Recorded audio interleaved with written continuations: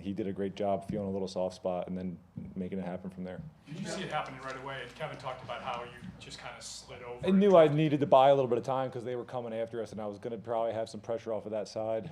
And he was running a little option route, and I think in that situation you can probably anticipate a little bit easier because it's fourth down. You have to throw the ball anyway. But like I said, it was really up to him to find that little spot, and he did it. Joe, Kevin named you the starter for the rest of the year. How does that make you feel, and then how do you feel about the way that this offense is starting to play with you at quarterback? Well, obviously it feels good when it looks like people have confidence in you. I know I've been in a bunch of locker rooms, but whenever you walk into a locker room, you still want to gain the respect of everybody. And, you don't know if you quite have that until you can go out there and get a win and continue to do it day in and day out. You try to carry yourself the right way and you try to do all the right things, but that doesn't guarantee anything in terms of going out in the field on Sunday. So it feels awesome to go out there and get the win. I do feel like we're doing a lot of good things. Today was a sloppy game. I didn't play my best. We turned the ball over a couple times, and you got to give a lot of credit to our defense the way they played today. 14 points off of Jacksonville got those balls at least inside the 30-yard line both times. I would say inside the 20 probably, right? Tip your hat to our defense. Our offense does, I think you guys can see it and feel it a little bit. We have the ability to really start to get over the hump. We're not quite there yet, but we're going to work hard and we're going to continue to get better. So recognizing that zero blitz is not something that Russ would come into play, right? I think you're always pretty aware when people are coming after you. I say that, but then I also got hit from my right side and fumbled. So who knows? It's part of the game, and you happen to see some of those things. Listen, there's all kinds of those plays that don't work out, and you hope that you can overcome it and win the game anyway. And that was just one of the big plays for us today. Joe, can you put into words just what it's like to come off the couch, so to speak, come in here to Cleveland Brown Stadium, so much on the line, 38 years old? Yeah, it's tough. I'm not a man of very many words in terms of well-spoken words. I can sit down at a table and sound like a moron for you, but coming up with words about how this feels, I'm not going to do a good job of that. There's so many different things that are running through my head. It's unbelievable to be out there. It's a really unique experience. I can't say it enough to have children that are of the age where they understand what's going on, and I'm going to remember these things forever. So I'm, like I said, I said it earlier, I'm just trying to stay in the moment and be as grateful as possible and, keep getting better. Your 100th win, does that milestone mean anything? I would normally say no, but I was aware of it. Not during the game and things like that, but you are aware of it.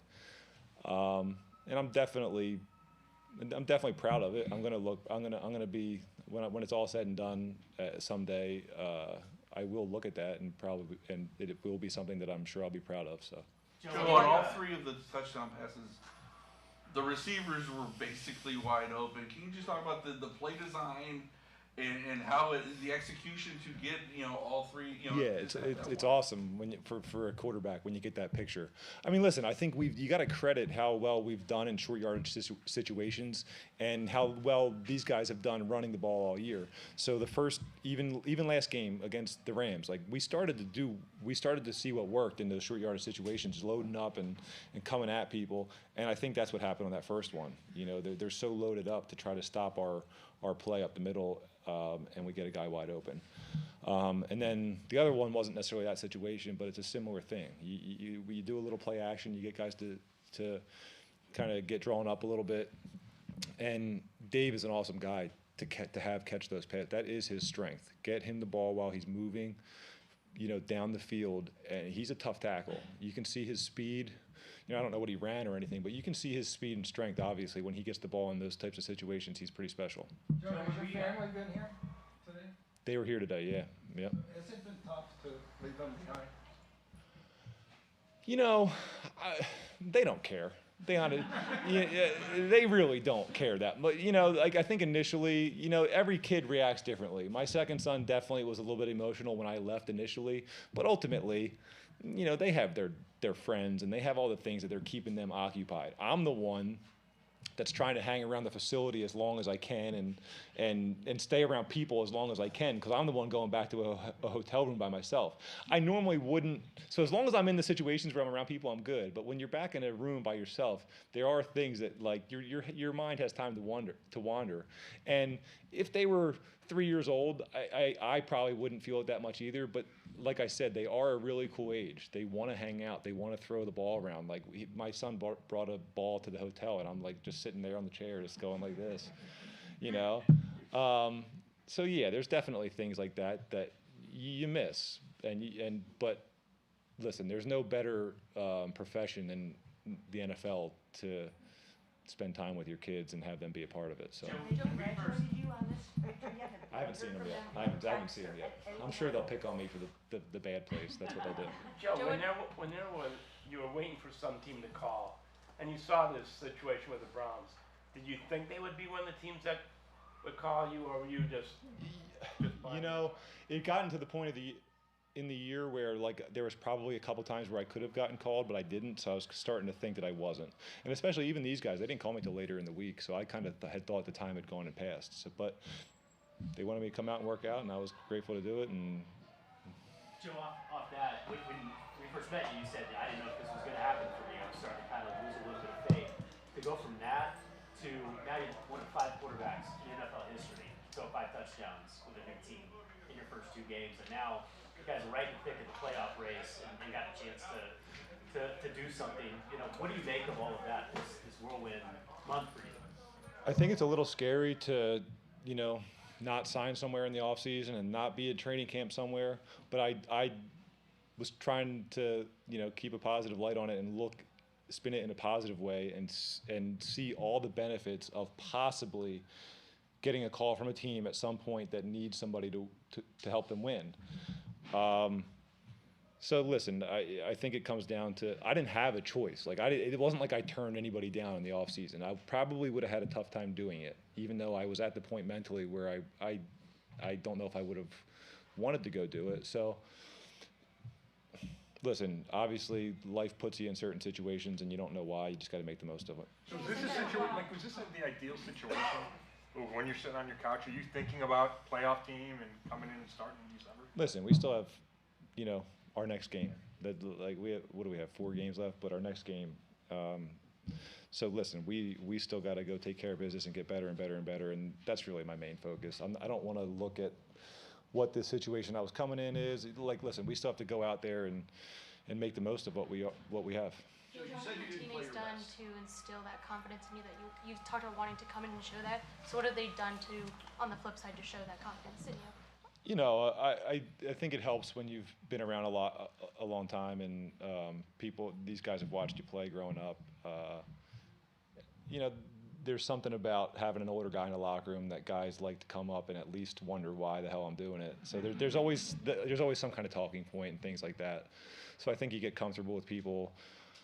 I'm confident in the way I throw the ball and stuff like that. So I think when you go out and have good practices, that's the starting point, and then you got to go out and play well in the game. And I think we've done a decent job of kind of doing that so far, so that you can have these guys build a little bit of that confidence. So how were you able to maintain that belief that you could go out and still play at a really high level, considering when you look at even the record over your previous 17 starts wouldn't have necessarily stated that. But why did you believe in yourself so much, and what did you think you were still going to be capable of if you got another chance? I think when you've played so many football games,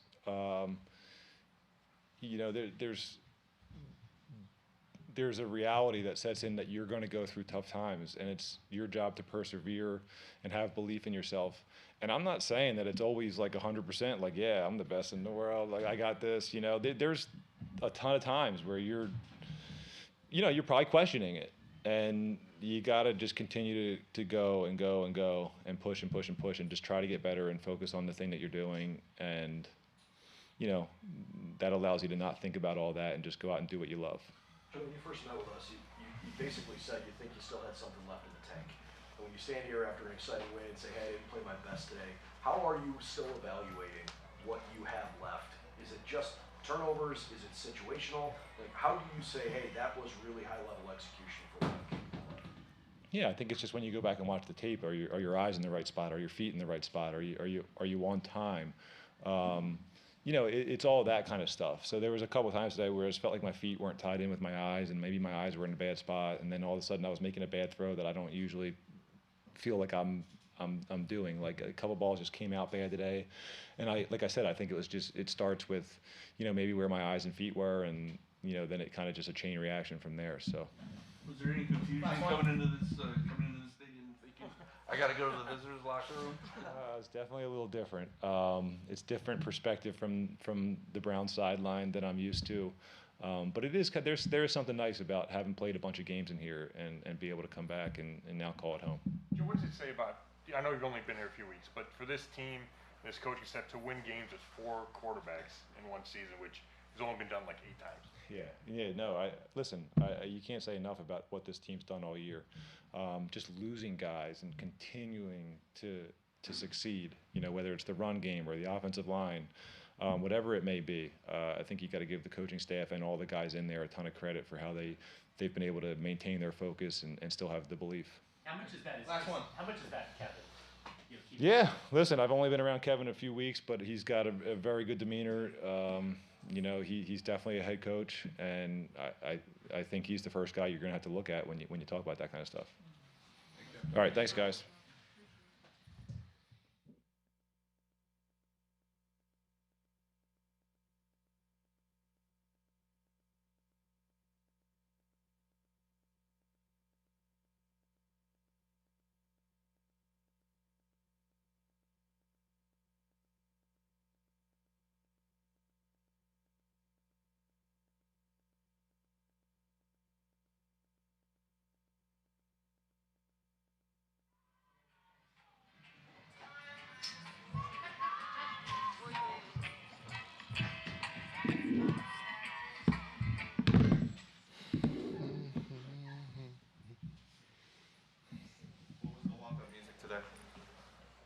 Satisfy My Soul by Bob Marley. Myles, how does this one feel to get to 8-5 and to stop that 2-game losing streak? Oh, man. Tough games to find who you are. Coming out other side of this one, it feels real good for a multitude of reasons, but you know, the resilience that this team shows week in and week out, and the toughness. Those are the kind of things that are going to carry us very far into the rest of this year, into the postseason. You guys had injuries going in, you lost guys during the game, you just kept fighting. I mean, what can you say just about the grit and the moxie of this football team? There's no quitting us, and never will be. That's not not a single man is going to falter or waver. With any adversity that we face, whether personally or through the team, we're all pointing the same direction and keep our eyes towards the prize. Myles, I know there's a lot more to it than just the sacks, but to be able to for you guys to have 4 as a defense today, what did that just say? How you guys responded to last week not being able to record a sack? Could have been more. The officiating was a travesty today. It was honestly awful. And the fact that they're letting them get away with hands to the face, holding, false starting. I know they called a couple, but damn, they could have called it all game. And the one that cost us, they're on the 2-yard line. I mean, respect to those guys. It's a hard job, but hell, we have a hard job as well. You can't make it harder by throwing holding and hands to the face out the rule book. And like I said, I got a lot of respect for those guys. But, we get scrutinized for the plays that we don't make. So, someone has to hold them accountable for the plays or the calls they don't make. And, they need to be under the same kind of microscope as we are every single play. Myles, you said you wanted a sloppy, ugly, dirty game. Does this qualify as that then? It was just that, all around. Like I said, all 3 phases, plus the refs. And this time it went our way, and we're glad to come on the right side of things. We want that kind of game, but we need to uphold the rules for everyone at all times. What can you say about Joe Flacco and the performance that that he gave today, and how exciting it must be for you guys as a defense to know that you've got a quarterback like that that's just gonna go out there and leave everything out there on the field with you? Draco looked good. I mean, the man was, other than one play, he was fantastic, and we can expect that. No one's gonna be perfect, and he's just picking up things as he goes. But I mean, the man was sharp. He made the plays he needed to make. He picked up those old legs and got a first down. The guy is, he's doing it all, and he's just giving his all for this team, and got another respect from the rest of the guys as well. What have you seen from MJ? I mean, he had those 2 interceptions today, but just his growth this year, and especially what he, in the defense, his impact that he's had. I mean, he's grown as a player. He's grown as a leader. He's come with a child's mindset every single day. He comes to work, trying to, receive and be receptive of all the knowledge that coach is giving, we're given. How can he best be utilized by the team, and how he can help maximize his potential. He's receptive to all that kind of coaching, and it means a lot from a guy, especially that young, to hear from veterans and use that and have a big day like he did. He was where he needed to be. He was flying around. He was making plays from the perimeter to there in the backfield, looking like he was a receiver. The guy's MJ special, and I like having people who just love this. You love the game, and you can tell every time he steps on the field, whether it's a Wednesday or a Sunday, he just loves the game. Myles, what can you say about Kevin? You've had all these different quarterbacks, bunch of injuries, offensive line's been banged up, and here you guys are right in the middle of the AFC wildcard picture. Maybe even the division. What do you make of how he's been able to keep this together, and you guys, playing for him this year? He's done all right. I mean, with everything that's changed throughout the year, pieces moving in and out, switched around. I mean, he's done a hell of a job, and we've answered the call. He's put us in different positions to make up for some of the injuries and different calls and schemes that we're trying to adjust to. But it goes hand in hand with us trying to play off of what we're being put in. But he's putting us in a lot of favorable positions, and he's coaching his ass off. Hey, Myles, when Joe got here 3 weeks ago, did you have your suspicions about what he had left?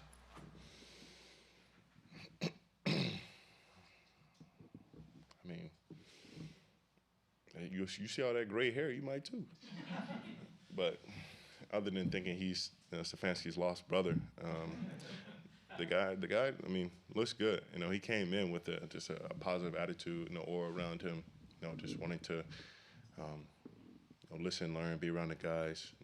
Met him early on in Kevin's office, and seemed like a great guy. Wanted to get to know me. Was just intrigued, to be around, us as a team, and he, at this point as well, he's still, feels like he's an outsider looking in, but he's one of us, and as long as he gets anybody doing, he's gonna stay one of us. Do you know that he's got 5 kids that he has to answer to after games? Got to all. I mean, can you imagine that? I mean, like doing everything that you do, and then you have to go home and take care of 5 kids. I mean, one day maybe in my future, but I couldn't imagine coming home from a game like this and being like, oh, well, 5 pairs of eyes, staring at me from the door. So, I mean, the man does it all, as you can see. Myles, the frustration with the officials, is that just today, or has that been kind of growing over the course of the year? Nah, that's built up. I mean, I don't want to say like what Watt said. The officials got something against me, but shoot, close enough. This hacker shack crap got to stop. Y'all is dominant, as we've seen, and we're gonna let them get away with pretty much pretty much anything is ridiculous. You know, you can't just let a guy, you know, put his fingers in your face mask and push your head up, or, you know, grab you around the, you know, the back of your collar, or, you know, where he's out of position, so he's gonna snatch you from the front. You know, all that stuff, you know, we see, but we try to promote, you know, the offensive game. You know, it's got to be called fair both ways. I don't care about any of that. You know, offense, defense has to be up, you know, held to the same standard in more ways than one. Why today? Why is today the day that you think is the time to address that? Well, if you watch the game and you see what was happening over there on the right end, you'd understand. If you saw how my shoulder looks right now, all red and beat up, and looking like I got scratched by, you know, a couple of wild feral cats or something, like you'd understand.